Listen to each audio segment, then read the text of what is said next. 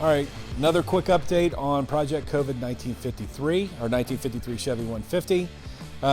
When I got the car, I have to do some modifications for the engine. So the mounting system, what they had on there were the pancake-style motor mounts, but what they did was they used a plate, an engine plate, and then made the ears of the engine plate mount onto these pancake mounts.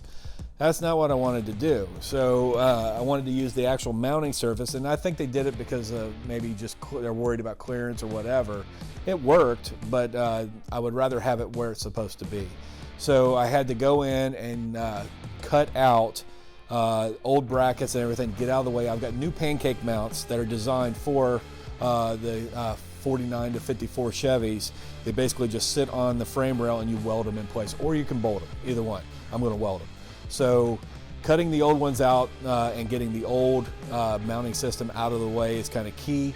And when I go to set the engine in there, that also gives me free reign to put it as far back, as forward as I want it to be. So, and I'm going to try to set it back with just about an inch clearance in the back by the firewall. So that way I'm not stuck with whoever made the mounts before. I can use my own and dial it in to where it should be. So that's done.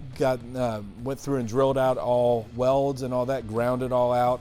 I'll have a little bit of welding to do. Any holes that I made in the frame, I'll have to weld them all up, finish them off, but for the most part, they came out pretty good. So just another thing that I had to do to keep moving forward.